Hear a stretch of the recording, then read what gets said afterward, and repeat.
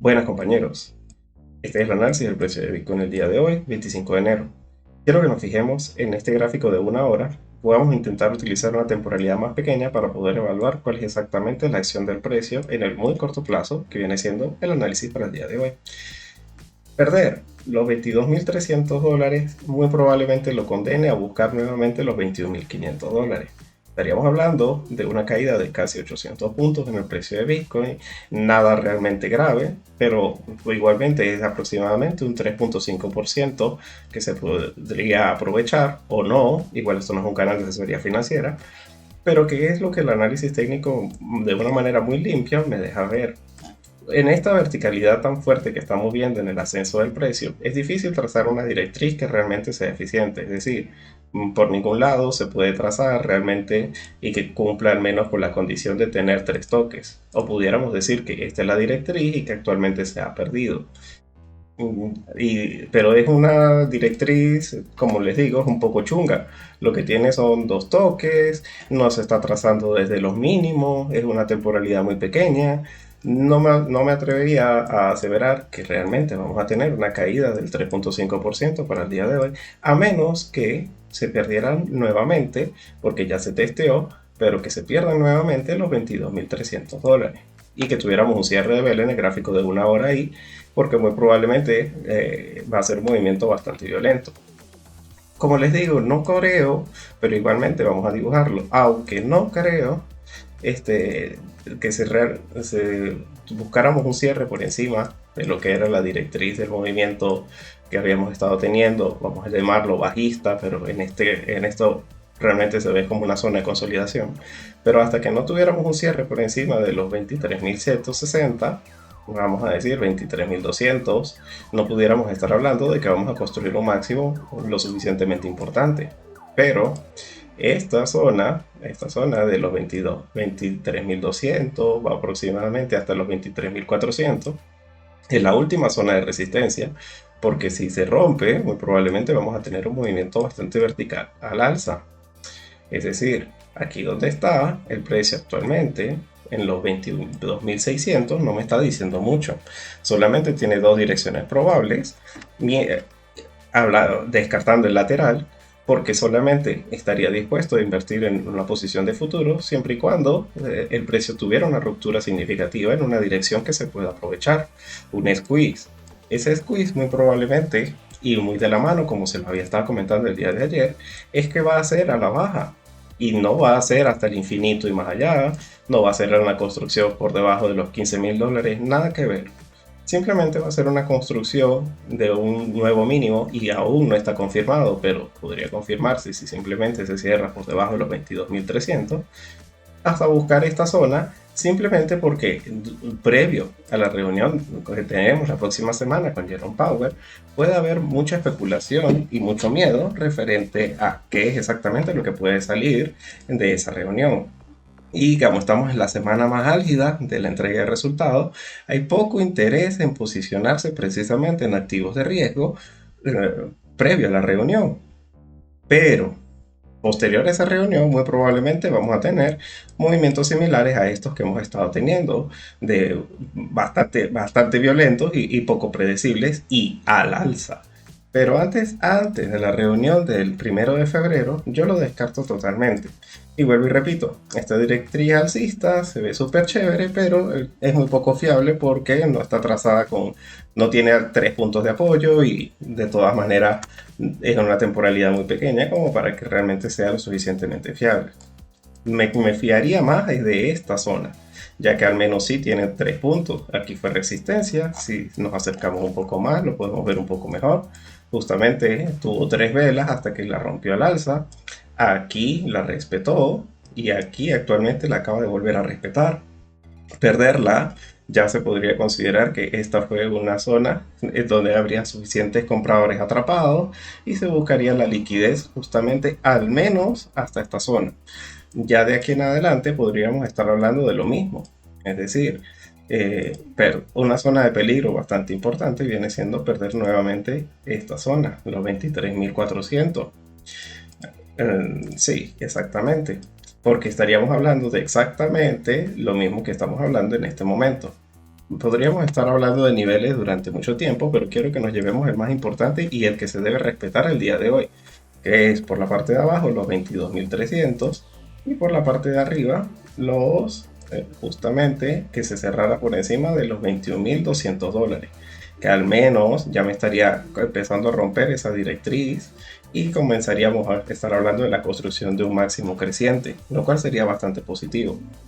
Pero vuelvo y repito, pensar que el precio de Bitcoin va a tener un movimiento aislado me parece también muy poco improbable. Fíjense que el precio del SP500, y es importante que lo sigamos viendo, también nos está dejando pistas bastante interesantes.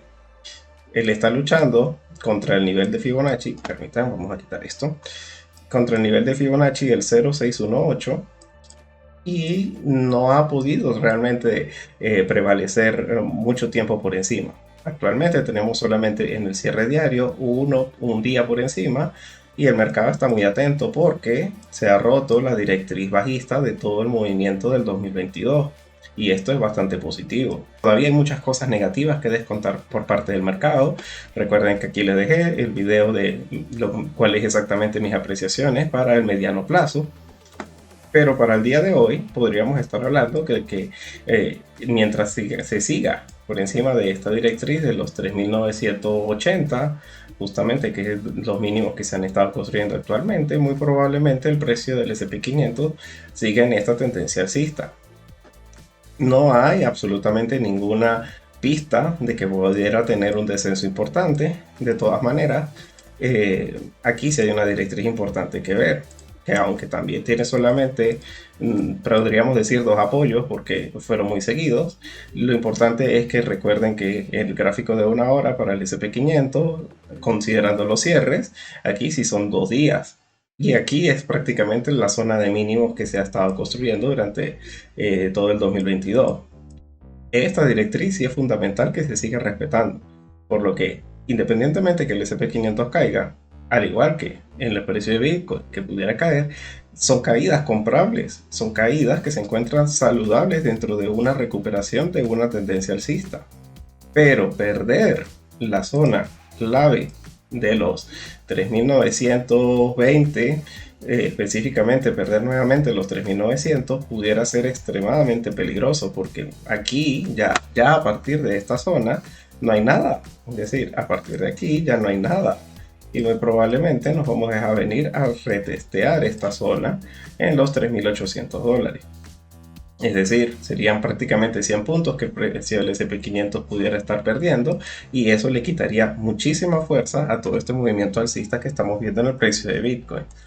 No creo que sea para nada el escenario más probable. El escenario más probable es el alcista o al menos un lateral sin nunca romper esta directriz que se encuentra actualmente, como les digo, en los 3.930, 3.935.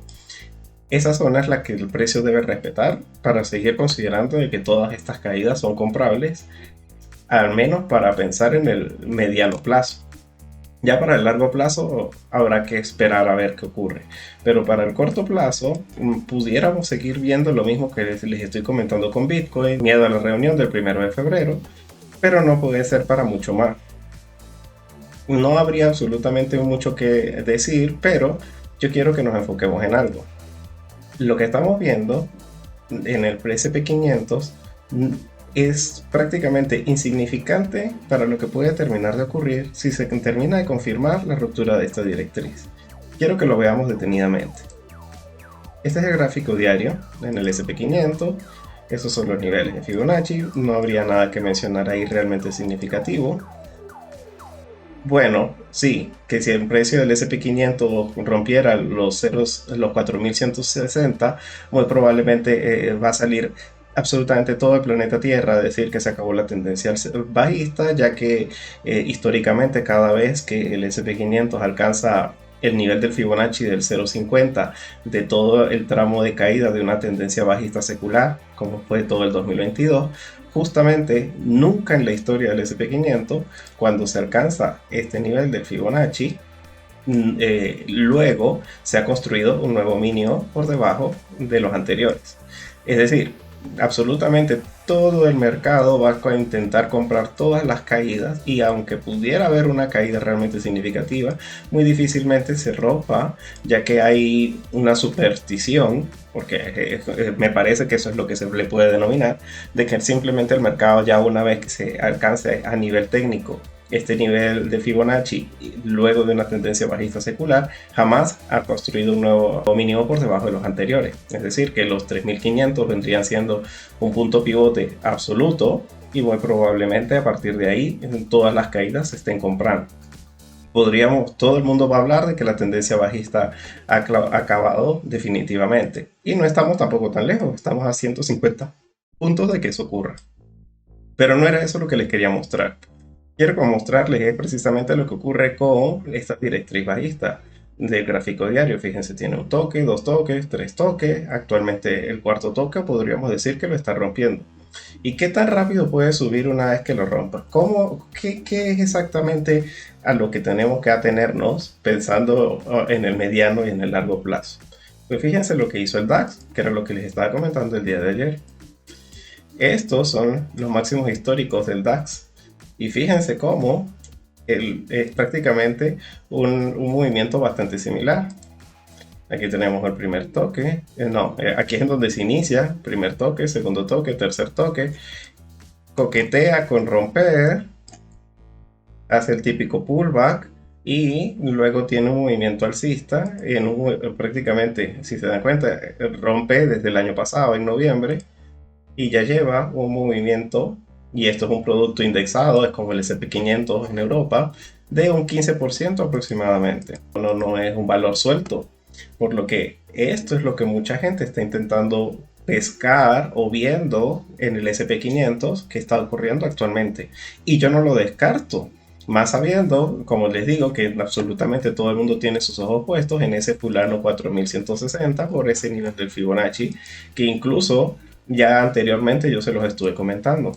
Vamos a dejarlo hasta ahí, pero entonces quiero que se lleven la idea. Muy probablemente estas sean los últimos momentos en precios bajos, en activos de riesgo y en todos los mercados, y pudiéramos tener unos movimientos de recuperación bastante importantes luego de la reunión del FONC, considerando lo que ha estado ocurriendo con, por ejemplo, ese índice europeo o el Eurostoxx.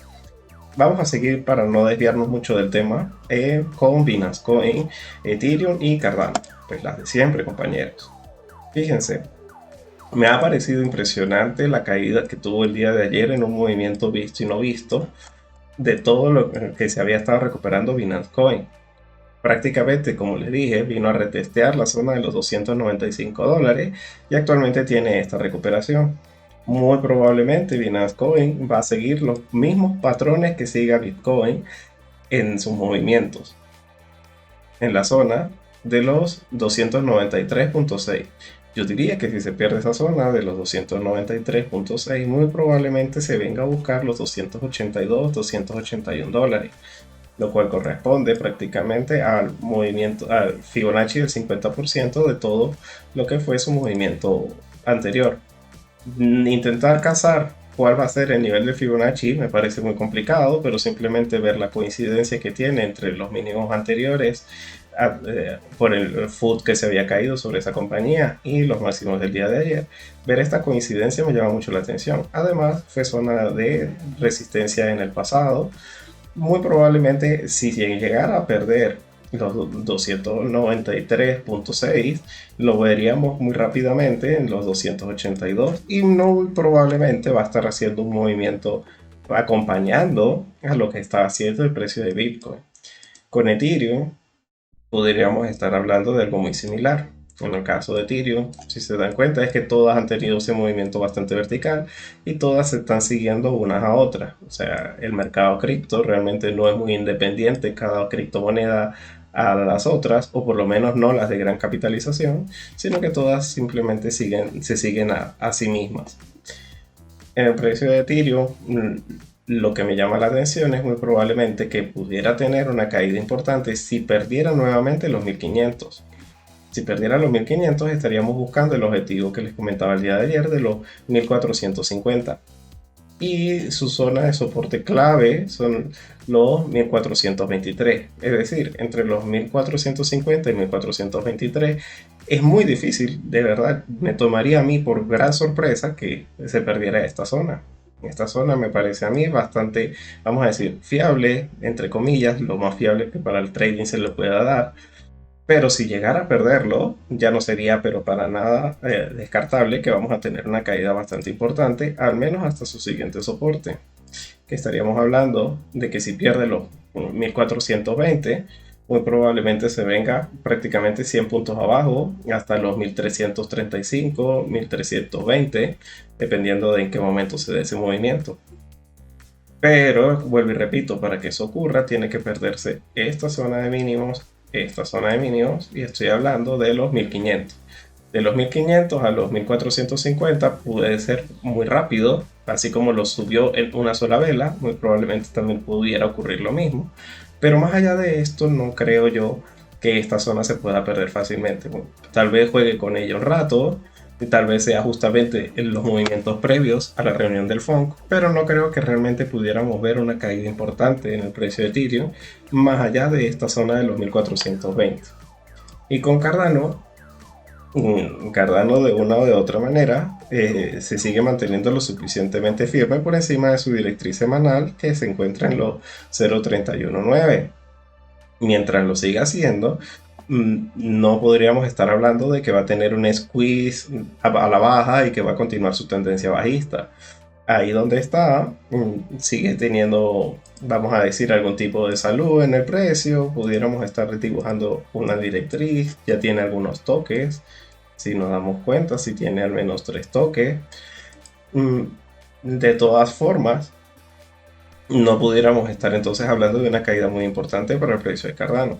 Es decir, pudiéramos estar hablando de que caería hasta los 0.34, 0.339 para seguir subiendo como primer escenario base, o simplemente lateralizar alrededor. Si perdiera esta zona de los 0.34, 0.339, es decir, si ya tuviéramos un cierre en esta zona, sí pudiéramos tener un movimiento bastante rápido hasta la zona de soporte semanal del 0.319, 0.32. Actualmente, ahí donde se encuentra, pareciera justamente que la probabilidad apunta es a ir a buscar esta zona de los 0.34. Pero de todas maneras, tocaría esperar. Yo no intentaría atrapar un cuchillo cayendo, ni tampoco abriría una posición en la mitad de camino, por lo que igualmente esto no es un canal de asesoría financiera, pero es esta la zona pivote de Cardano, al menos para esta temporalidad muy pequeña, y considerando que si la pierde va a buscarla de una temporalidad muchísimo mayor y que muy probablemente respete. Perder los 0.319 sí lo puede condenar más o menos hasta donde lo habíamos estado especulando anteriormente, y no ha cambiado absolutamente nada referente a ello, que es aproximadamente entre los 0.20 y 0.15.